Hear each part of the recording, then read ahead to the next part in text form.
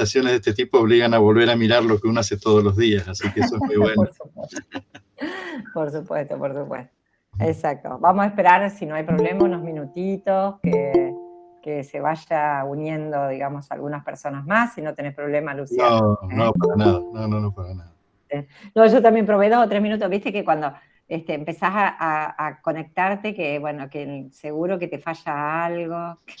Sí, Pues, yo le dije a los chicos de esperar 10 o 15 minutitos. Está bien, está bien. Sí, sí, está bien, está bien. en la tecnología, para la tecnología vale lo que decía Tuzán, puede fallar, dice, ¿no es cierto? Decía Exacto, exacto. Ahí está. No, sí, tal cual. Bueno, la verdad que muchas gracias, Luciano, por no, es un por, gusto. por- por ponerte a disposición, ¿no? No, la verdad es que es un gusto y además María Celia tiene esa capacidad de siempre de convicción. entusiasmar a todo en el primer minuto, así que no. Ay, entre seducción y convicción, es la Sí. de María Celia. Una manera elegante de decir que no, que soy una pesada. No es fácil decirte que no, María Celia. No, para nada, no es fácil, no es fácil. Nada de eso. Para nada, sí. Está. La verdad que por ahí el tema también nos viene bien. Bueno, con todo esto de la pandemia y la virtualidad, nosotros, Luciana, te contamos lo que corresponde dentro de lo que son las intervenciones de niñez, la Secretaría de Niñez, tenemos a nuestro cargo los centros residenciales, donde se alojan los niños y niñas sin cuidados parentales, ¿no? Y 30 CAF, ¿no? Que son Centros de Acción Familiar, a lo largo y ancho de la provincia, que además, bueno, son centros bueno, su actividad principal es primera infancia, ¿no? Pero que además se está trabajando para que de alguna manera absorba a otra población, digamos, depende del lugar donde estén insertos. La verdad que están todos, digamos, ubicados estratégicamente y por ahí, bueno, teniendo presente, digamos, cuál es la realidad del lugar. Qué sé yo, hay lugares donde se trabaja que además de primera infancia, con chicos de 6 a 12 años, mucho con adolescentes, estamos tratando de incorporar, viste, muchos adolescentes. Y bueno, el año pasado hubo que trabajar con los CAF, obviamente, todas las actividades fueron de manera remota. Claro. Con el problema de conectividad que habrán tenido, seguramente. Exacto. Y con los centros residenciales, imagínate, con los chicos escolarizados, todos, con temas de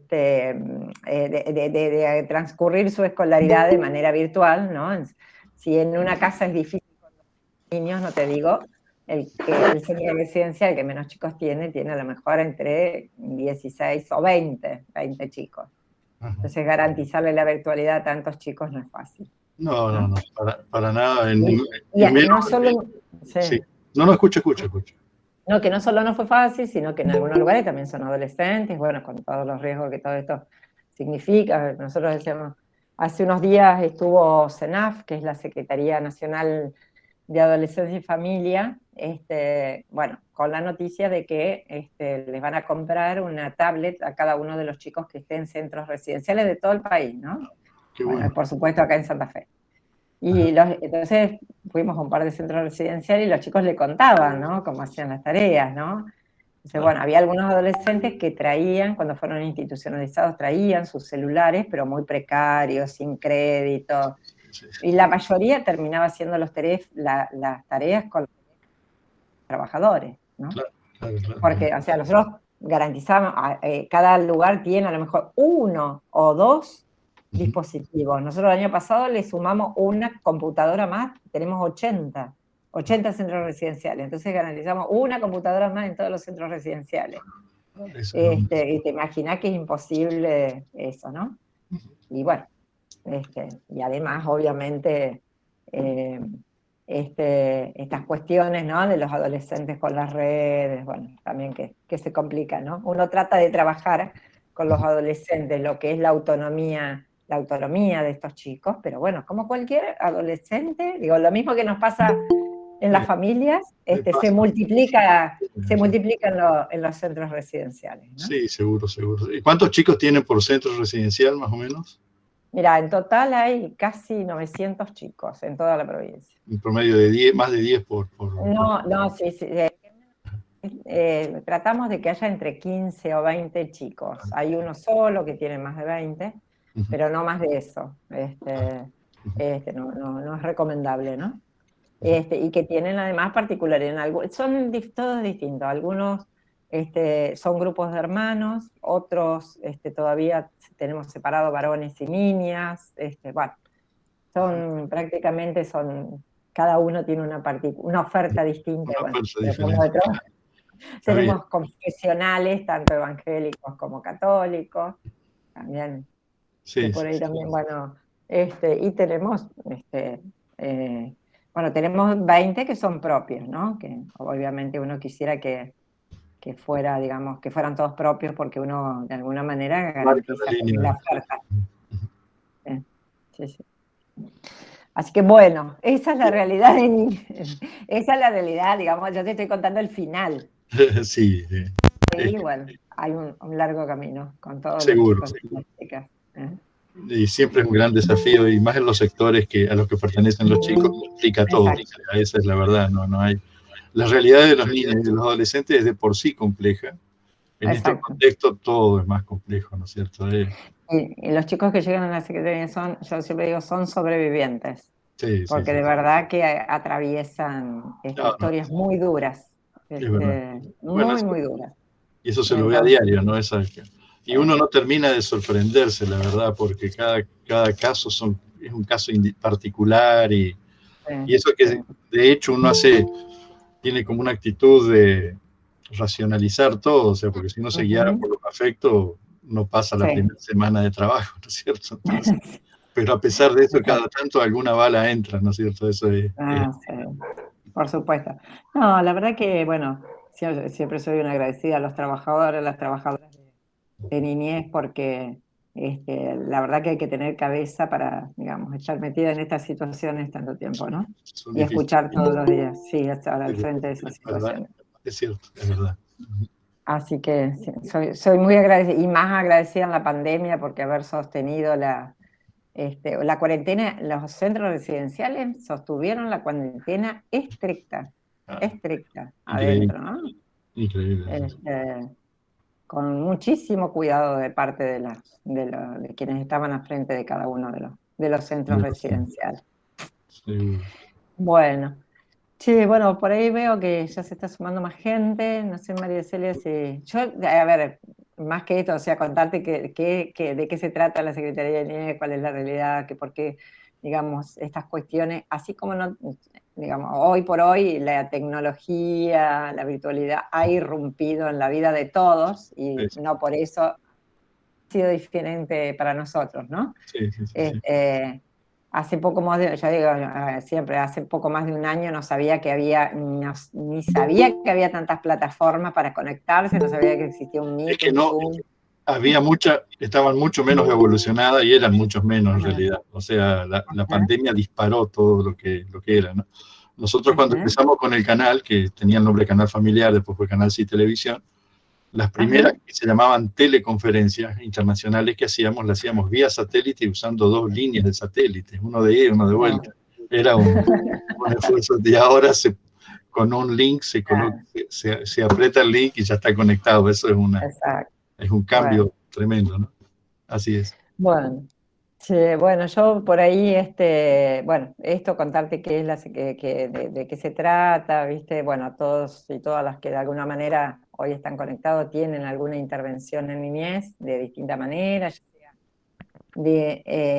desde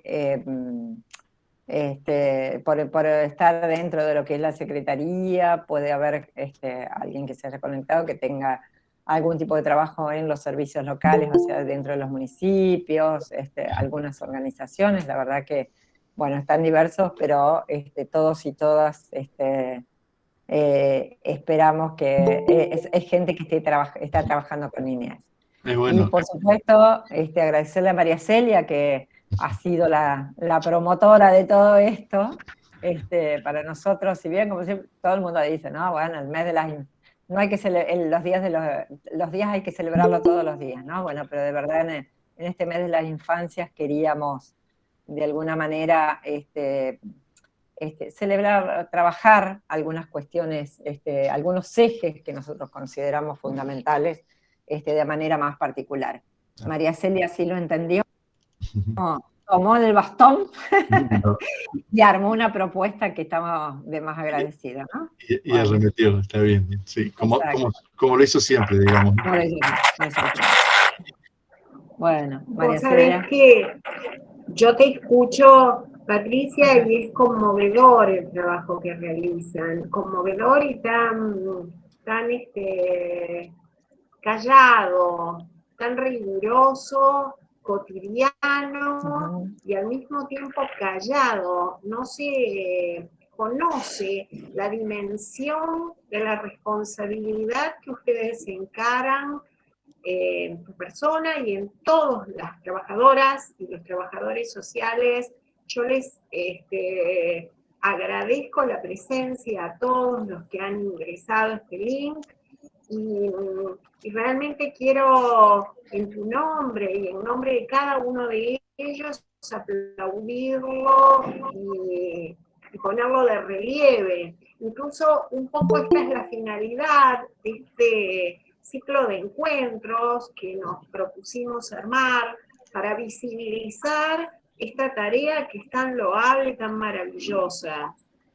Yo quiero agradecer también a todo el equipo que ha trabajado en esto, a Lucía Lucero, a Iñaki Barreda, que han incluso dispuesto su tiempo por fuera del horario laboral para bueno, armar todo este ciclo de conectividad, pero que es una conectividad que trasciende digamos, lo técnico para sumarnos en un trabajo espiritual y de pensamiento, sumar a la tarea cotidiana que se realiza con tanta pericia, con tanto profesionalismo, bueno, un momento de pensamiento.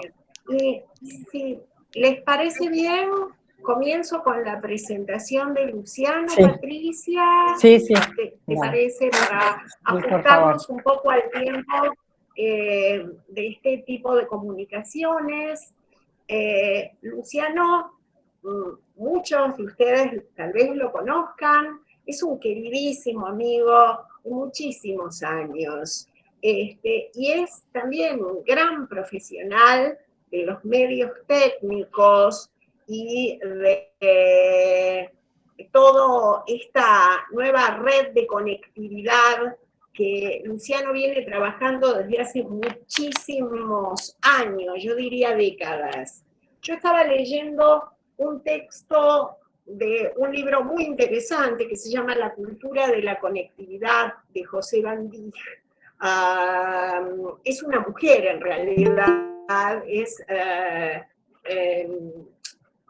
una investigadora que dice una idea muy interesante. Dice, resulta una obviedad advertir que a lo largo de la historia los medios sociales han evolucionado en simultáneo con el público que los utiliza y también junto con la economía del lenguaje en la escritura, con mayor o menor síntesis.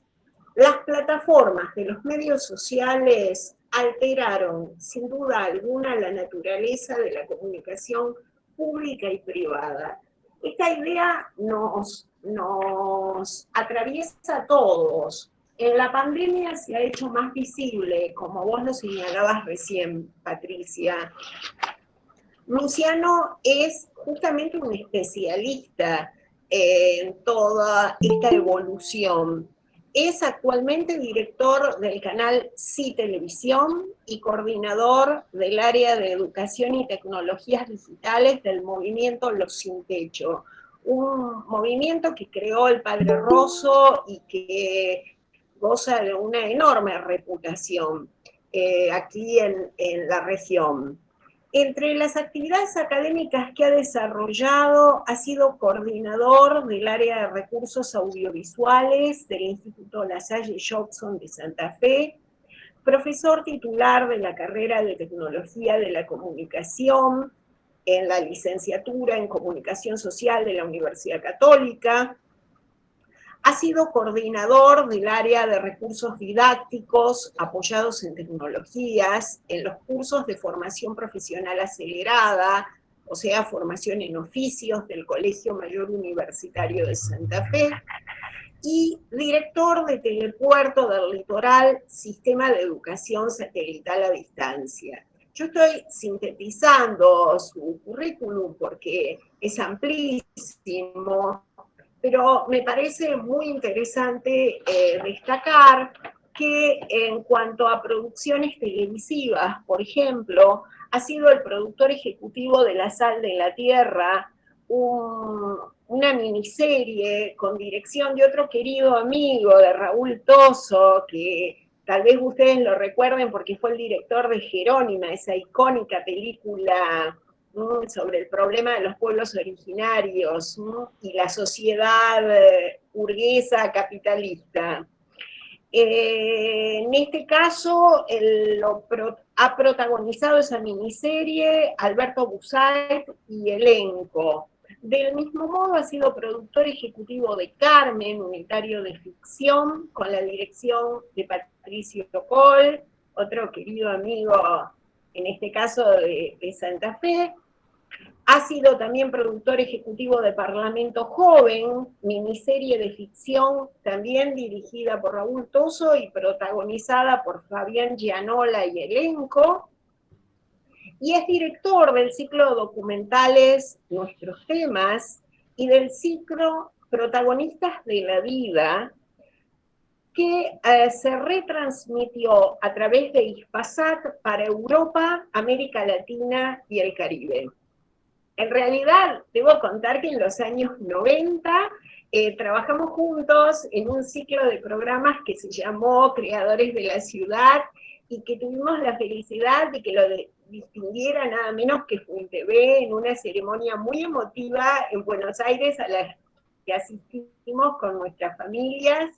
Estuvimos ahí con las figuras de aquel momento, con Pancho Ibáñez, con Mariano Grondona, y bueno, realmente también hay que decir que entre sus múltiples actividades académicas, Luciano coordina actualmente el proyecto de Internet inalámbrico para la educación en barrios populares del movimiento Los Sin Techo, es co-creador del proyecto TELAR, Televisión y Realidad Aumentada, desarrollado con la Facultad de Ingeniería y Ciencias Hídricas de la UNL y el canal Sí Televisión.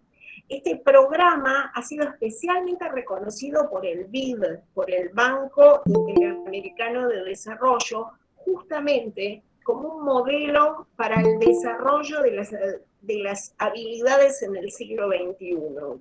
Esta distinción la ha obtenido este año. Y es artífice del programa Educa Virtual, Educación, Neurociencia y Realidad Aumentada. Creo, por lo tanto, que es la persona más adecuada para conversar con nosotros acerca del problema de las tecnologías y la formación de nuestra niñez, nuestra adolescencia y también de las familias que se ven atravesadas, sea por la inclusión o justamente la exclusión de estos nuevos sistemas que plantean realmente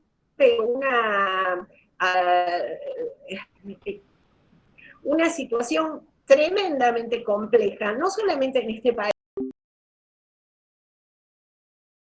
voz de Luciano, que nuevamente en nombre de todos nosotros agradecemos enormemente su presencia tan generosa en este espacio, y nuevamente a Patricia y a todos los que nos están escuchando, que en este momento se han unido 41, a quienes, insisto, aplaudo por la labor que todos los días realizan. Nada más, chicos. Voy a cerrar el micrófono para no interferir. Buenas tardes. Ante todo, les reitero el agradecimiento a esta convocatoria, porque como decía al comienzo, cada vez que tenemos que mirar lo que hacemos, nos obligamos también a repensar y a mirarlo desde otro lugar, ¿no es cierto? El hecho de preguntarnos qué es lo importante que puedo compartir, me parece que eso también nos ayuda mucho a tener una mirada un poco desde afuera de lo que hacemos todos los días. Vamos a ver si puede fallar, a ver, pero vamos a compartir la pantalla.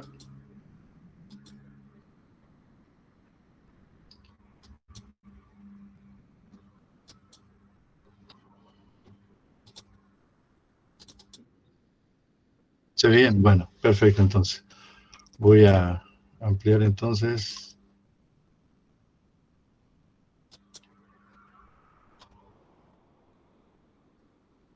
Estoy tratando de ampliar, pero como decía recién, no me deja ver la parte de abajo. Bueno, no sé si se alcanza a ver, lo que dice, o está demasiado chico ahí la imagen.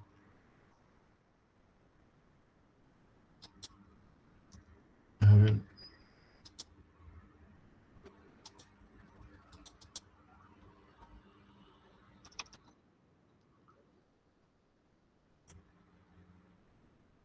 Sí, es lo que estoy intentando, pero no me deja. Ahí está, ahora sí, supongo. A ver, sí, ahí estamos. Sí, bueno, el tema que nos convoca hoy es niñez, adolescencias y tecnologías aplicadas a la formación en los contextos actuales. Estamos hablando de tres cuestiones diferentes. Por un lado, la niñez y la adolescencia en contextos difíciles, por ponerle un nombre, que en realidad están vinculados generalmente a la pobreza y a la indigencia. Abarcamos también con esto el tema de la educación. Decimos la formación es la educación de estos sectores también. Y finalmente, ¿qué papel pueden jugar las tecnologías digitales para facilitar lo que en definitiva es una inclusión social y educativa de los destinatarios, estas niñas, niños y adolescentes?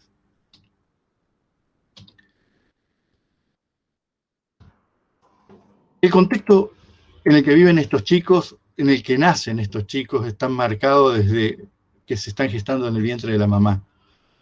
La nutrición, la salud que es más abarcativa, pero la nutrición, sabemos hoy, por lo que nos aportan las neurociencias, que inciden desde la gestación en el seno materno para la capacidad que ese chico va a tener después para aprender.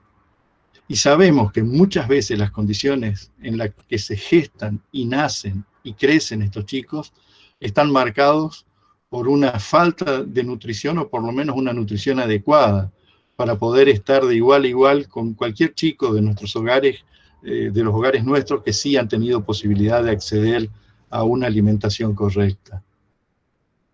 El segundo tema es el contexto familiar.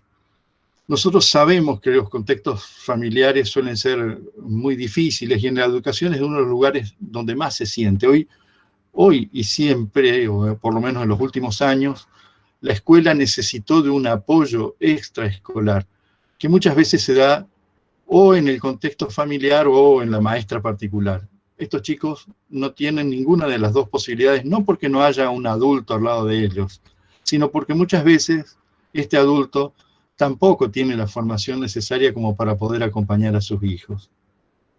Finalmente, el contexto social, que cargado de violencia, muchas veces de necesidades, y a veces ni siquiera de violencia y de necesidades, sino de ausencias, hace que los chicos vayan perdiendo hábitos, voluntad y en definitiva una capacidad de aprender.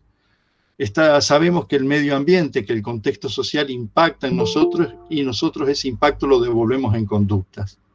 Cuando el contexto social es favorable, el contexto familiar es favorable, esas conductas también son favorables para el aprendizaje. Sin embargo, cuando todo le es adverso, es cuando el chico entonces tiene dificultades hasta biológicas, digamos, para aprender. A partir de esto, a mí me interesaría, a ver, quiero dejar de compartir, pero no me está permitiendo. Ahí estamos. ¿Me estás viendo bien, Iñaki? ¿Está bien esto? Sí. Bien, bien. Perfecto. Perfecto. Bueno, a mí me parecía que esto que acabo de decir lo saben absolutamente todos ustedes, de manera que no estamos hablando de una novedad. De manera que lo que a mí me interesaría es a ustedes comentarle una experiencia concreta, porque creo que desde la experiencia concreta nosotros podemos llegar hasta intercambiar opiniones, porque ya de los principios generales creo que sabemos lo suficiente. En definitiva, lo que nos importa es saber en esta realidad de qué modo podemos trabajar para provocar un cambio favorable que en este caso significa que las niñas, niños y adolescentes, entre comillas, aprendan. Hoy uno de los puntos fundamentales, diría el comienzo del problema en cuanto al aprendizaje medido en términos de conocimiento, que por supuesto no es el único aprendizaje, pero es en el que me quiero centrar. Hoy el principal problema que tienen los chicos de los sectores de la pobreza y de la indigencia, el problema esencial es el tema de la alfabetización.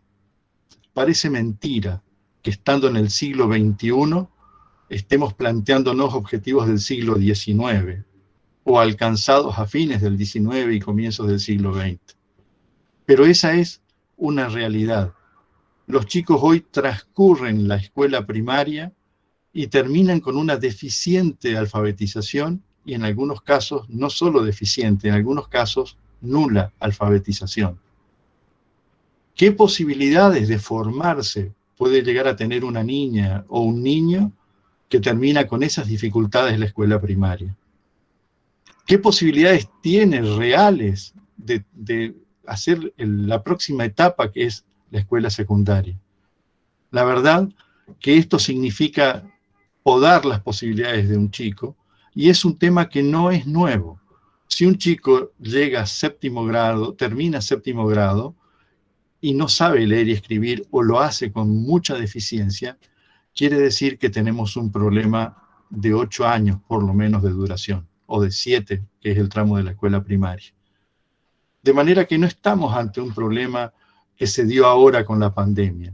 Estamos hablando de algo que es anterior a esta cuestión. Daniel Prieto Castillo, que es un comunicador y educador, egresado, es profesor emérito de la Universidad Nacional de Cuyo y con una gran experiencia en toda América Latina en educación, comunicación y educación, desde los sectores del campesinado hasta la universidad. Daniel Prieto habla de la prepandemia y la verdad que entonces creo que aquí se completa el cuadro del desafío que tenemos hoy. Asumir la prepandemia, aceptar el impacto de la pandemia y pensar en la pospandemia. Pero si dejamos cualquiera de estas 3 etapas, estaremos desconociendo un proceso que hay que darle respuesta y para responder a un problema hay que conocerlo, hay que asumirlo y de ahí en adelante buscar la manera de poder cambiar esa situación. En el caso de los chicos, decíamos, la familia tiene una tremenda importancia.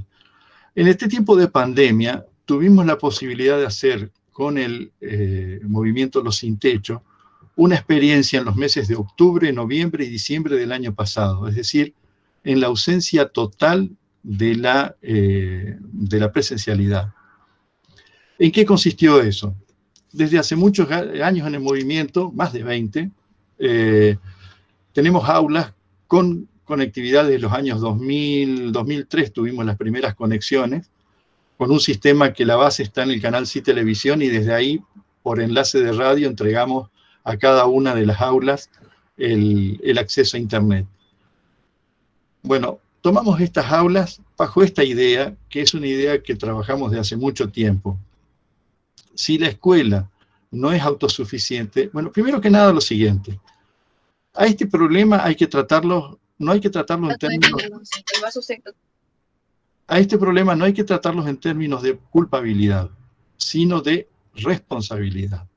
Porque si no, enseguida, cuando empezamos a echar las culpas, es la escuela, son los gobiernos, son los docentes, y no es culpa de nadie, es responsabilidad de todos poder resolver esta cuestión.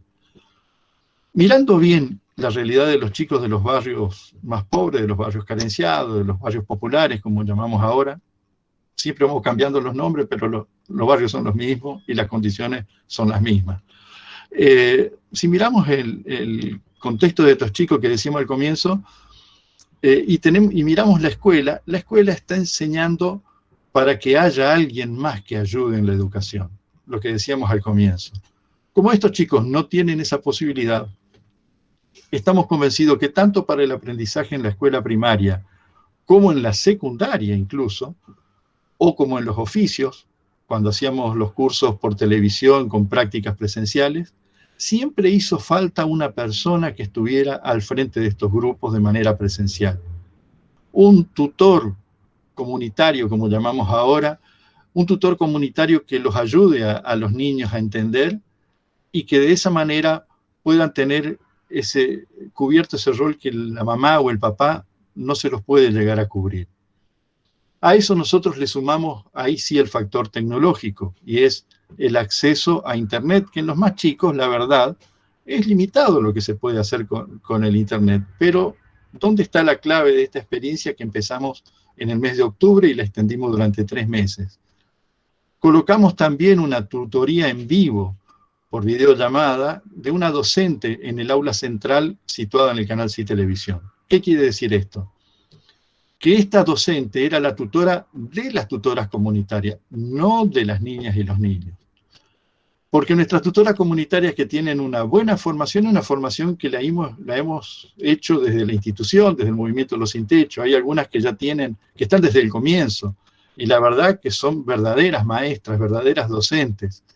Pero sin embargo, siempre un apoyo externo, y más de una maestra, de una docente que además son maestras que están en actividad, ayuda a que se resuelvan este tipo de problemas. Entonces, fíjense lo que sucede, ¿no? A ver si les puedo ir mostrando.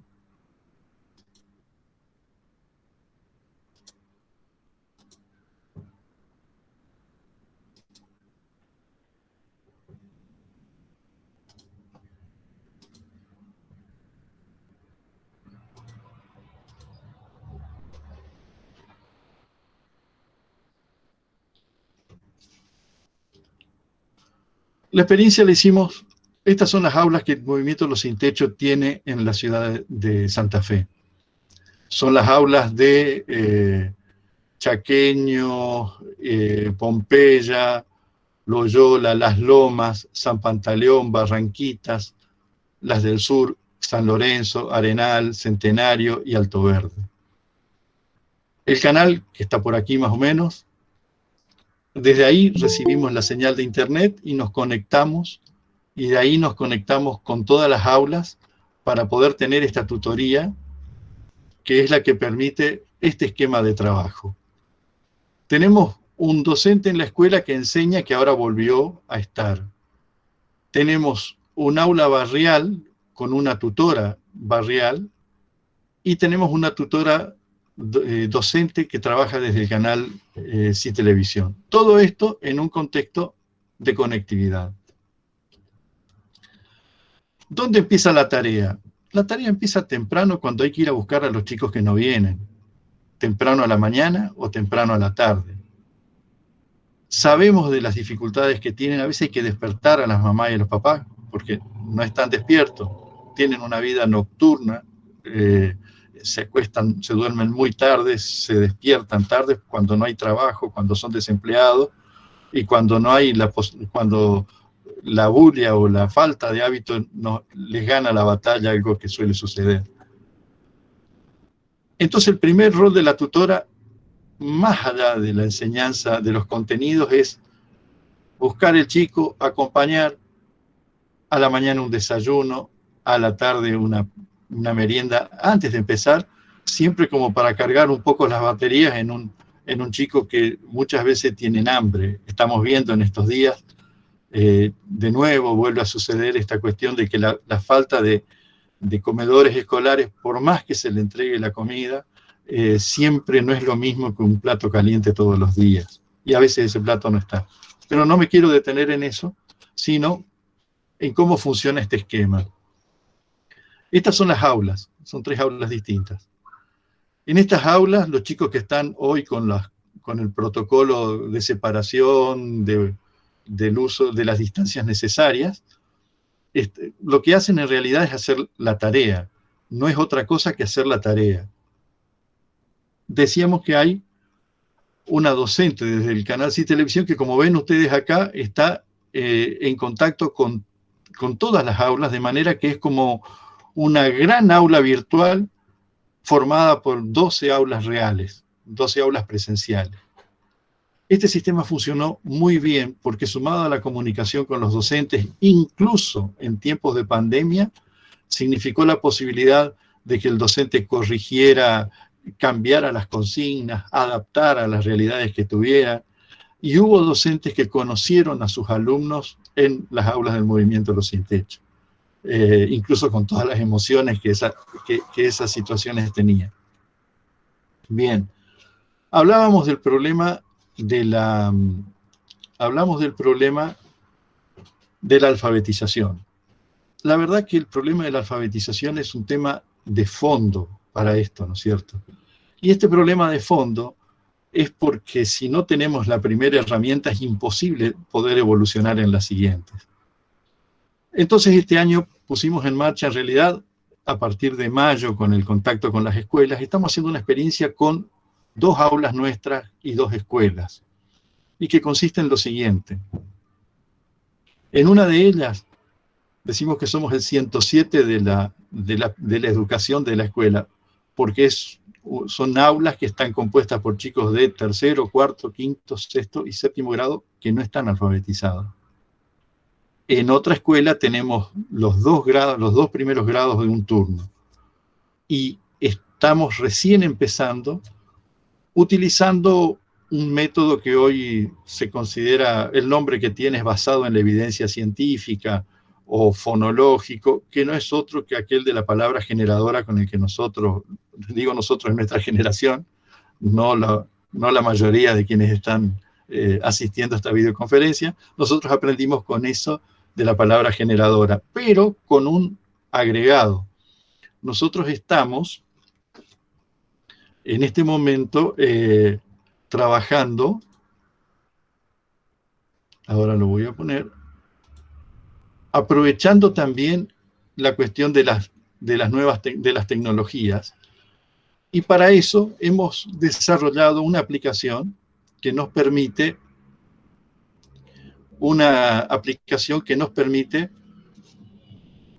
a ver, ahí estamos.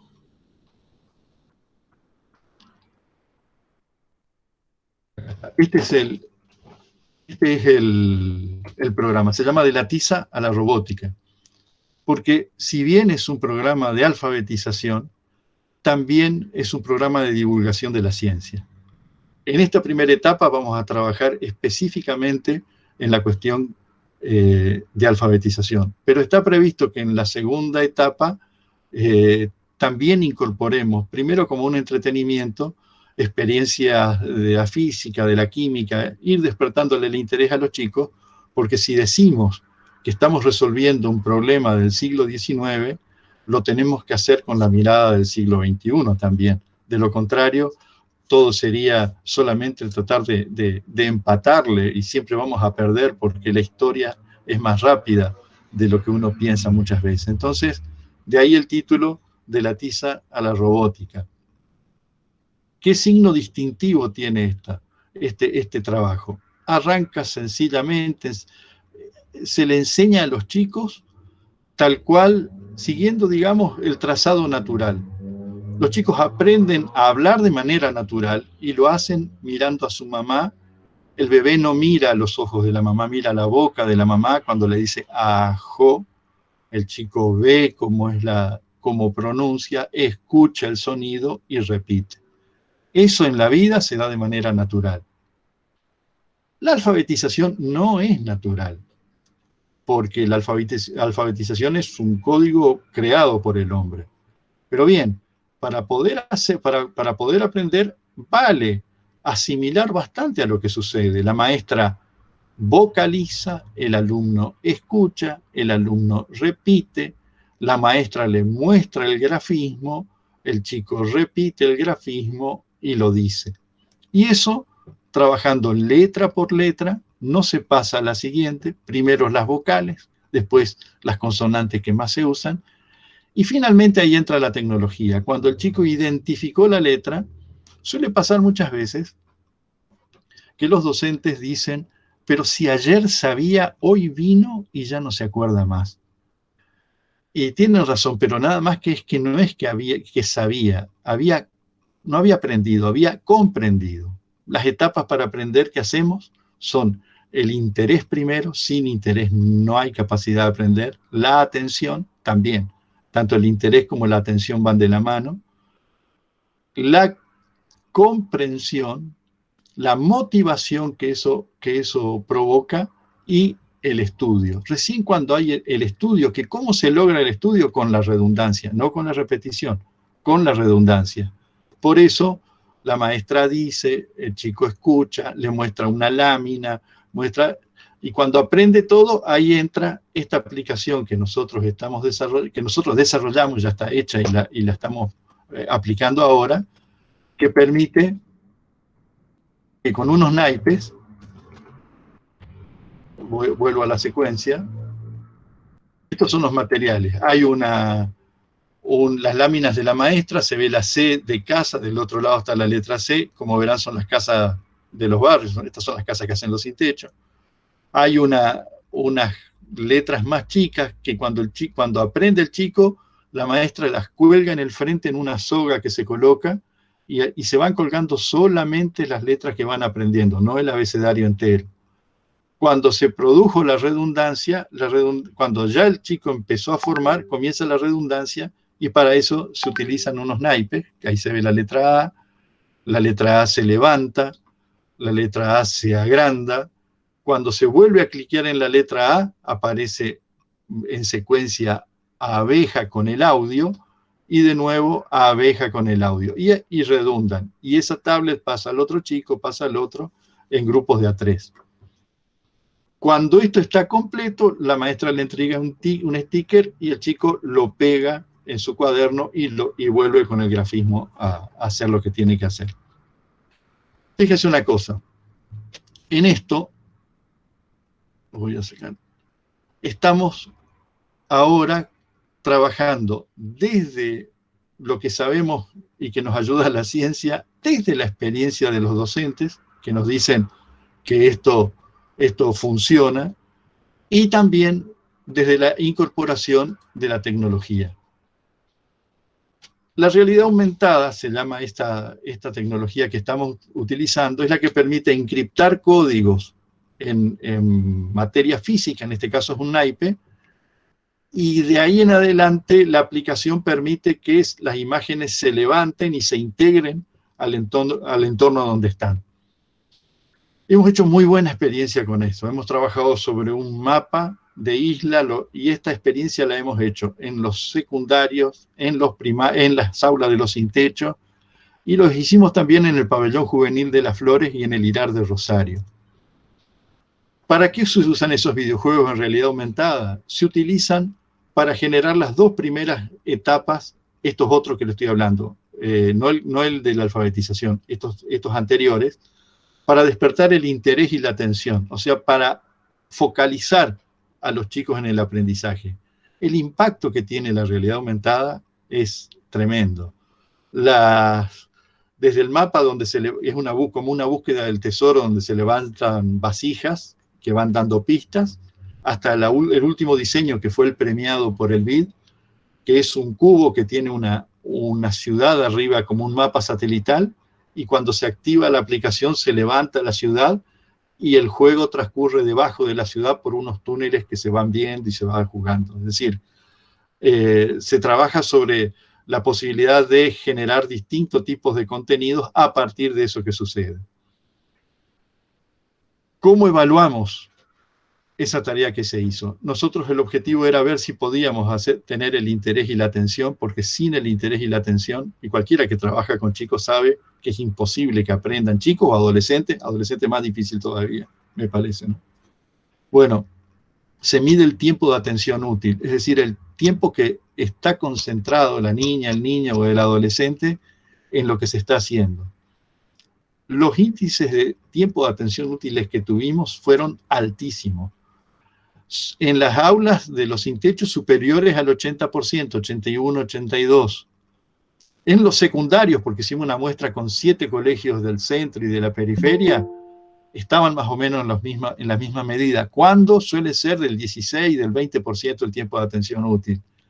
Y la gran sorpresa fue con los chicos privados de la libertad, o mejor dicho, como se dice, en conflicto con la ley, chicos que en el caso del pabellón juvenil de las Flores alcanzaron el 85%, y en el IRAR con los soldaditos de la droga superaron el 90% de tiempo de atención útil. ¿Qué queremos decir esto? Esto es como una experiencia de laboratorio, pero nos sirvió para saber el impacto fuerte que tiene para generar el interés y la atención, y ahora estamos viendo, además de generar el interés y la atención en el caso de este programa de alfabetización, la importancia que tiene no solo generar el interés y la atención, sino favorecer la redundancia, que es la que en definitiva forma la memoria, es la que en definitiva constituye el estudio. De manera que, para ir cerrando esto, porque la idea es precisamente expresar 3 o 4 ideas y en todo caso si hay alguna pregunta responderla, lo que me interesaría que quede muy claro es la importancia que tiene la educación, mejor dicho, las respuestas a los programas de la educación a través de programas sencillos donde sí se incorpora la tecnología, pero la tecnología entra en un rol determinado.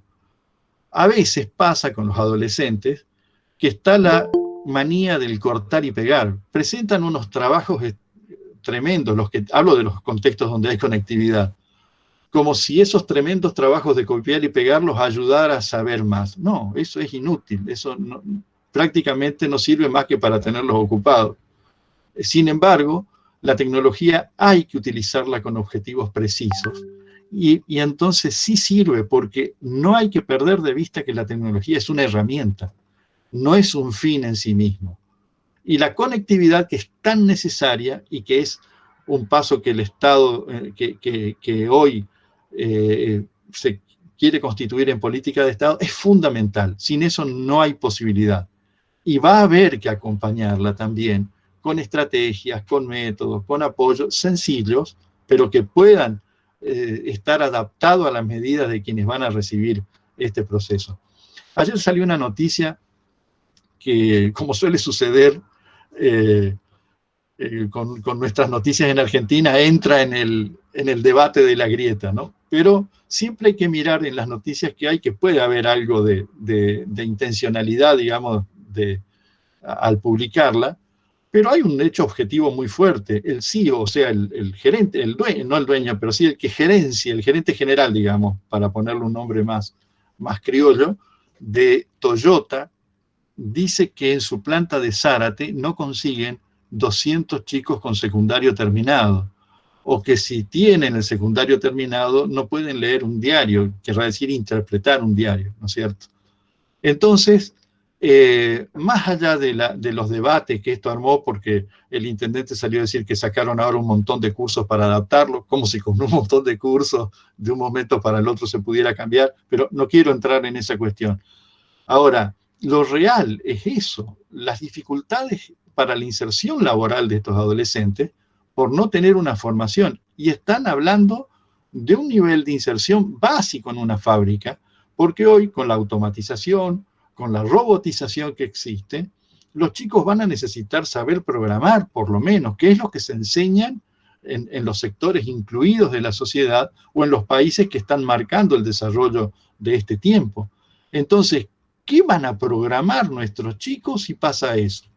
Tenemos experiencia con los sin techo, pero hace 20 años, 15 años atrás por lo menos, de haber hecho cursos de oficio por televisión con las prácticas presenciales. Bueno, teníamos curso de panadería que mientras era panadería hogareña, digamos, la de estos panaderos que salen en la bicicleta o en la moto y venden en las obras en construcción, mientras era ese pan funcionaba.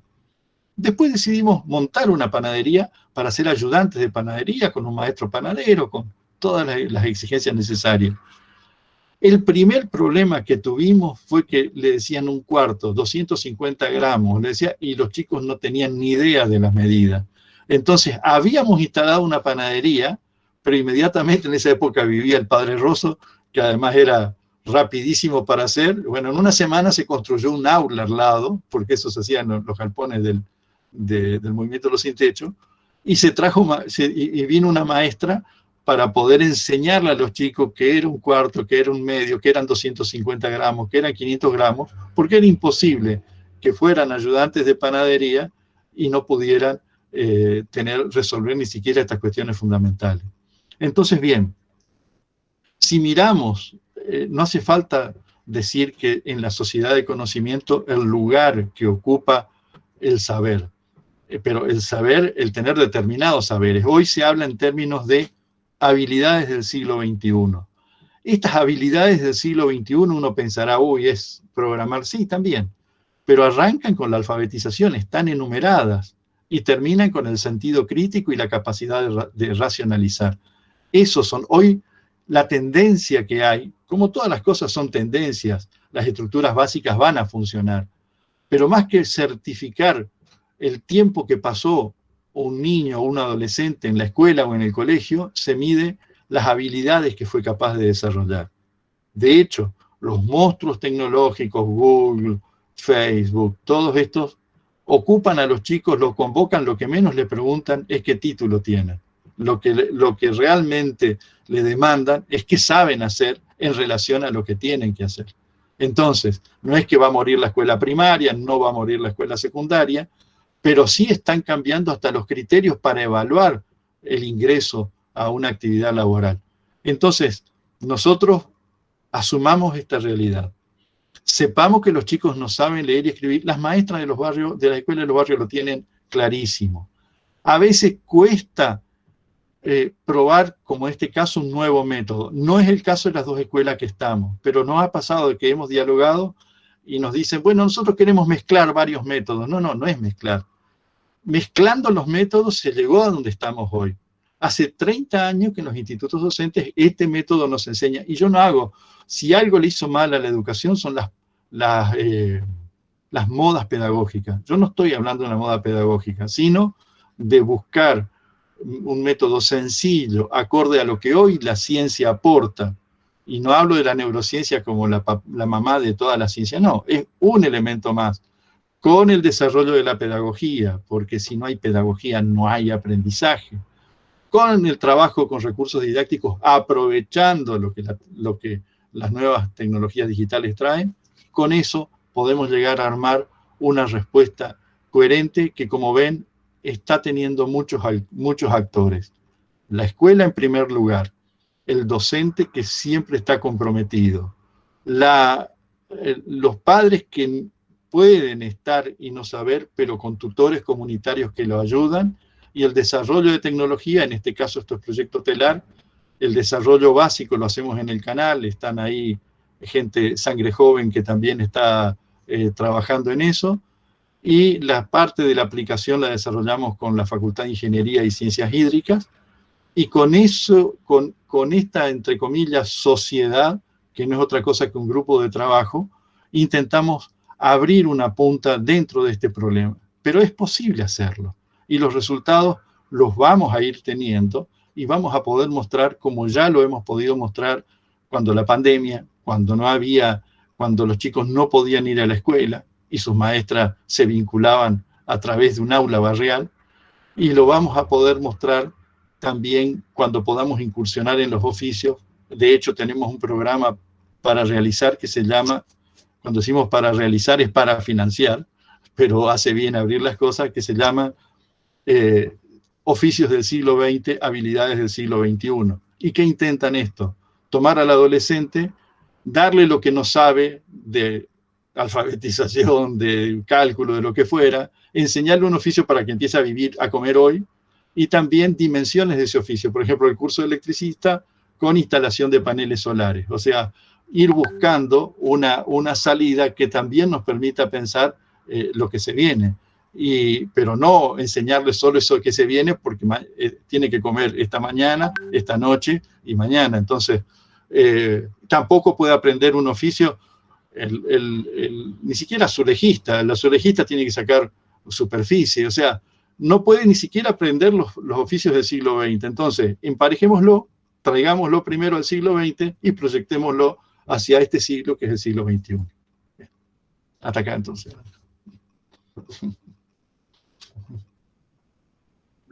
No sé si hay alguien que quiera sumarse, hacer algún comentario. O algún comentario, claro. Bueno, por ahí, si ustedes quieren, podemos ir abriendo, se puede ir abriendo el micrófono, algún comentario. Sí, Analía. A mí me gustaría. ¿Qué tal? ¿Cómo están? Bien, bien. Hola, gracias. Muchas gracias, Analía. Yo estoy en un centro residencial de San Lorenzo. Ajá. En Anide. En Anide, sí. Sí. Estoy ahora como la directora del equipo técnico, bueno, la directora de la institución, ¿no? Y la verdad que lo escuchaba Luciano, y es una de las cuestiones que nos pasaba, digamos, que nos pasa con el tema de las escuelas, ¿no? Porque, claro, la mayoría de los niños que están en el centro residencial no están alfabetizados. Entonces, cuando lo escuchaba, la verdad que me sentí totalmente identificada, porque era un poco la realidad de lo que pasa, ¿no? Y empezamos a hacer unos talleres de alfabetización, que justo cuando lo empecé a escuchar, intenté convocar a la chica que los está llevando a cabo, porque el desfasaje entre lo que reciben en la escuela y la realidad de los niños, lo único que genera es estrés. La verdad, porque es eso, en este contexto así, estrés para todos, que claro, es muy difícil, y lo que estamos haciendo ahora son unos talleres de alfabetización que lo estamos haciendo con estudiantes de psicopedagogía, y utilizando, la verdad, como técnicas, si bien hacemos a veces en el aula, a veces usamos toda una cuestión que tenga que ver con el reconocimiento del barrio y con el reconocimiento de los lugares, del entorno de los niños, para que puedan incorporar, digamos, cuestiones básicas como lo que decís, Luciano, porque es real, digamos, esta cosa de, la verdad que es muy complejo en bueno, y en este contexto más, poder llevar a cabo cuestiones de este siglo si no tienen las herramientas básicas. Sí, lo que decís, Analía, respecto al estrés, por ejemplo, sí. Esa es uno de los orígenes del abandono escolar, no salirse de la escuela, del abandono del aprendizaje, porque Claro. la frustración lo que crea en el chico es la impresión de que no puede, que no nació para, que es bruto, que no sabe aprender. Cuando esto otro, que es lo que nosotros proponemos, que no inventamos nosotros, esto se está haciendo en Finlandia, en México, en Colombia. Bueno, por ahí uno dice Finlandia, en Finlandia todo anda bien y es verdad, pero bajemos. Colombia, en Colombia hay una experiencia fuerte en zonas complicadas de Colombia. Hay también en el Gran Buenos Aires experiencias de este tipo. ¿Y a qué apuntan estas cuestiones? A que, por ejemplo, se sabe hoy que dentro del aprendizaje, después del interés, la atención, la comprensión, lo que se produce la motivación por la satisfacción de haberlo comprendido. Claro. Y entonces, y todo eso, volvemos a la mamá, en un entorno de cariño. El afecto forma, pero ese afecto no es una cuestión psicológica, es una cuestión biológica, digamos, o sea, no es de la mente, es de la estructura de cómo estamos formados. La satisfacción del entorno hace que el chico se sienta y aprenda. Lo contrario es lo que, Analia, lo definís como estrés, o sea, el chico se siente que no sirve, que no, y las pobres maestras terminan trabajando con la primera fila, y atrás va quedando el descarte, ¿no? Incluso, Luciano, digamos, el hecho de acompañarlos a hacer una tarea, yo el otro día me resistía y le decía, pero no podemos decirle que lean alguna cosa y contémosle alguna cosa si el pibe no sabe leer. Digamos, terminamos, o sea, tenemos que empezar de cero, digamos, empecemos con algo que sea realmente efectivo, que es esto de que aprendan a leer en el tiempo que lleve esto, para que después puedan como empezar a entrar en este mundo de la escuela, que sí es, digamos, de parte de los niños no hay resistencia para ir a las escuelas, o sea que evidentemente en este año de pandemia, la escuela funciona como algún mecanismo de socialización o de encuentro con un par, digamos, eso es importante, pero es esta cosa, ¿no? Digamos que yo digo, no corramos todos atrás de hacer la tarea, cuando lo único que nos genera es estrés. Claro, yo ahí, de algo que decías, ¿no es cierto? Sí. El chico tiene que saber leer y escribir, entonces para decirle leer, tiene que saber leer. Ayuda, o sea, sirve mucho, marcan mucho los contextos familiares, como yo decía al comienzo. En un hogar donde el chico se lo hace cantar de chiquito, se le leen cuentos, se le muestran, ese chico tiene muchas más probabilidades, no, de hecho, tiene todas las probabilidades para aprender. Es más, se dice, y no acá, esto lo dice un autor que tiene una experiencia hecha en Francia, o sea que podemos decir el primer mundo, que la mitad de los chicos pueden aprender con cierta facilidad, aprender a leer y escribir, pero a nosotros nos toca la otra mitad, la que tiene tremendas dificultades, la que no tiene contexto de conectividad, la que no tiene una mamá, un papá que le lea, la que no le enseñaron canciones para que el chico cante, la que tiene un vocabulario limitado. Este método que tenemos nosotros, para armar las palabras básicas, lo que hicimos fue hablar que los chicos hablaran bajo determinados puntos de motivación en las 12 aulas y tomamos las palabras que ellos utilizan. Porque es imposible enseñarles a leer desde unas palabras o de unas imágenes que no son las de su propio entorno. El conocimiento es como un perchero. Si no tenés el perchero, no lo podés colgar. Si le enseñás otras cosas, incluso nosotros miramos lo que habían hecho en Colombia, claro, no servía la idea. No servía nada de los materiales porque hablaban de animales que lo nombraban hasta distintos. Entonces, pensé que cuando hablamos, generalmente cuando hablamos de exclusión, ¿viste? Bueno, generalmente buscamos indicadores económicos o de trabajo, bueno, el que está desocupado, el que no tiene casa, el que o el que, digamos, no tiene ingresos por carecer de trabajo. Pero claramente, mira, yo estoy mirando los comentarios, voy leyendo los comentarios acá en los mensajes en el chat, y claramente que esta pandemia puso en evidencia otra exclusión, que claramente es el indicador educativo, ¿no? Sí. Y bueno, acá veo que hay muchísimos mensajes, primero que te felicita, ¿no? Y después, bueno, te leo, dice, bueno, es necesario trabajar el tema, en este contexto se perdió el derecho fundamental a la educación, dice Milagros. Anabela dice, cuánta razón en todo lo que dice, creo que esta pandemia enmarcó más las diferencias. Laura dice, felicitaciones por el tema tan importante, debería ser una política de Estado el que impuso alfabetización para que Argentina tenga posibilidad de insertarse en un mundo totalmente tecnificado. Bueno, se necesitan recursos y el Estado es el responsable. Por supuesto, estamos acá como representantes del Estado y nos sentimos absolutamente responsables de la parte que nos toca. Por eso el otro día yo decía, cuando CENAF dijo que nos iba a regalar una tablet para cada chico, La verdad que no entrábamos nosotros en la alegría que teníamos, porque sabíamos lo que significaba, digamos, para cada chico, para cada chica, el acceso, digamos, a eso, ¿no? Y el segundo punto, Patricia, es el hecho de qué hacemos con esa tablet. Primero hay que tenerla y hay que tener la conexión. O sea, eso no hay que dudarlo. Por eso el plan de conectividad de la provincia tiene que ejecutarse. Es una necesidad de que eso funcione. Perfecto. Después le tenemos que agregar qué vamos a hacer con eso también, porque es muy importante. Nosotros este programa, no quiero ser autorreferencial, pero me interesa plantearlo para decir que es posible hacerlo. ¿Qué hicimos? Le dimos una tablet a cada docente en propiedad y le prestamos del Movimiento Los Sin Techo una tablet cada 3 chicos para que puedan trabajar en eso. La tablet va con las aplicaciones, incluso un manual docente en la tablet de la docente, en PDF para que lo pueda ver, más el impreso. O sea, los recursos tienen que ir con un valor agregado, que es el desarrollo del conocimiento para que aprendan, ¿no es cierto? Entonces, ahí es cuando van. Y ojo, estoy valorando todos los planes que se hicieron para atrás, incluso, que incluían esto.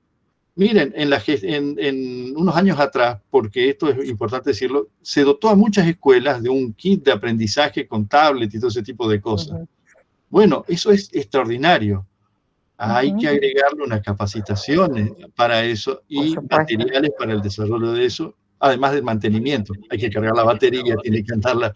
Pero ese es el cuadro de la inclusión educativa a partir del recurso de la tecnología. Es la tecnología más el valor agregado de un programa preciso. No hay que hacer grandes inversiones en esto. Fíjense una cosa. Imprimir un libro a color es carísimo. Un archivo de ebook o de libro electrónico cuesta una inversión inicial que después se divide. Lo mismo la aplicación, por ejemplo, la aplicación nuestra, está pensada para que los papás los bajen en los celulares también, ¿no es cierto? Cosa que el chico estudie con ese celular. Hay una inversión que uno dice, este monto, sí, pero ese monto se divide después por cientos, por miles, es nada. Y cuando uno tendría que mandar, ¿qué fue lo que le pasó a esta realidad cuando se nos cayó la pandemia encima? Imprimir cartillas, está perfecto, o sea, se solucionó. Déjenme dar un dato de eso. Fue exitosísima la distribución de esas cartillas. Superó el 85%. Nosotros hicimos una medición en 3 barrios, una medición censal, o sea, casa porque sabíamos en qué casa están los chicos por un relevamiento que teníamos con un sistema que hoy no lo tenemos más, pero que en ese momento lo teníamos. Ese relevamiento, fuimos a esos lugares. Más del 85% tuvo eso es un éxito extraordinario, porque se lo vinculó a la entrega de alimentos. Ahora, solo el 23% dijo haber comprendido las consignas de esas mismas cartillas. Es decir, fíjense cómo todas estas cuestiones se van entrelazando y entonces la importancia de que todo vaya acompañado. En este caso, la necesidad de una tutoría. En el caso de la tecnología, la necesidad de contenidos, por ponerle un nombre, porque en realidad lo que hacen los contenidos son generar procesos, ¿no? Pero la tablet tiene que ser el primer paso, como es la netbook, y la conectividad, e inmediatamente puesto en algo muy sencillo. Lo que sí, hay que abrir la cabeza, porque si queremos seguir con los criterios tradicionales, más que aprender de tecnología, hay que aprender de humildad y decir, puede haber otra cosa que funcione también. Esto se podría llegar a hacer. Más que decir, a ver cómo manejo la computadora que inauguraron los cordobeses, ahora una supercomputadora de un tamaño extraordinario que va a hacer cosas maravillosas. Perfecto. Nosotros nos arreglamos con muchísimo menos, pero tiene que ir todo parejo. Tecnología, contenido, capacitación de las personas que van a enseñar y aprender. Eso no sé. Y sentimientos, como dice Elizabeth acá en el último chat. Yo un poco para, digamos, sintetizar toda esta magnífica tarde que hemos pasado, lo que quería decirles es que mi experiencia en el profesorado, en el que llevo muchos años trabajando, y en la universidad, es que la gente que accede hoy a estudios terciarios y universitarios también llegan con enormes problemas de comprensión y de comprensión lectora. Me parece, pero magnífica la charla que nos ha dado Luciano, porque me consta la efectividad de estos programas que están desarrollando con el movimiento Los Sin Techo, estos programas incluso que Luciano se ha ocupado de presentar en algunos, para los alumnos del profesorado, porque es muy importante que nuestros docentes en formación estén también con accesibilidad a todos estos nuevos lenguajes. Y quiero rescatar a una figura que no es del siglo XXI, que es del siglo XX, pero que en relación a todos estos temas que estamos pensando hoy, que acompañan nuestra práctica cotidiana, nos da una mirada que tiene un vigor extraordinario, que es Paulo Freire. Paulo Freire nos habla de la esperanza. Me parece que esa esperanza está dada y está puesta en cada uno de ustedes, en cada una de las voces que han estado aquí durante toda esta hora de trabajo y que llevan adelante una tarea de tutoría que hacen y de nexo y de mediación entre la escolarización y los chicos que ustedes tienen a su cargo en cada uno de sus centros, de todo digamos, de todo este entramado tecnológico que Luciano lleva adelante, de toda la labor que se hace desde desarrollo social y desde la Secretaría de los Derechos de la Niñez, la Adolescencia y la Familia. Cada uno de ustedes son esos eslabones de esperanza. De la mano de ustedes, que tienen mucha experiencia, se han salvado un montón de vidas, que han encontrado un sentido. Por eso vuelvo a Paulo Freire y digo que su voz tiene un vigor enorme y los quiero hacer reflexionar en esto, porque en este momento en el Brasil el nombre de Paulo Freire, por la acción de Bolsonaro, de su presidente, está prohibida. Están perseguidos los profesores que los citan en una clase. Parece mentira que en pleno siglo XXI, después de haber atravesado América Latina los procesos que hemos pasado, vuelva hoy a estar prohibido, porque Paulo Freire tuvo que exiliarse, por supuesto que estuvo encarcelado por su tarea con la pedagogía del oprimido. Y que vuelva hoy a ser un autor prohibido. Y esto está pasando en un país vecino, en un país hermano latinoamericano.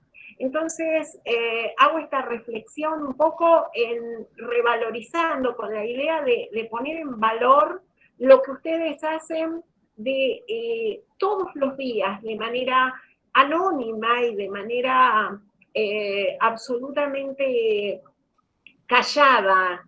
Esto no tiene prensa, no tiene difusión, y sin embargo se hace. Y ustedes son la experiencia misma de la pedagogía de la esperanza. Bueno, eso quería agregar y agradecer. Bueno, la verdad, María Celia, una gran síntesis de lo que fue la tarde, ¿no? Y bueno, y el aporte de Luciano para todos y todas. La verdad que yo ayer, estamos firmando algunos convenios en la Secretaría de Niñez, y ayer pasaba por una localidad que tiene arriba de 6.000 habitantes, ¿no? Y entonces, bueno, se acercó un periodista así como, ¿qué hace Niñez? ¿Qué hace la Secretaría de Niñez? Pensando, bueno, qué sé yo, que festejamos el Día del Niño, esas cosas.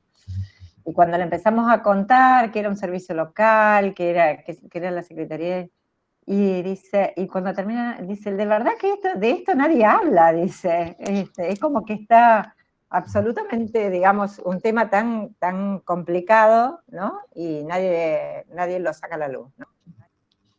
Es así. Bueno, pero bueno, alguien, digo, alguien se tiene que ocupar y como yo digo, bueno, yo soy muy agradecida a todos los trabajadores y trabajadoras de niñez en cualquier punto de la provincia, ¿no? En este caso.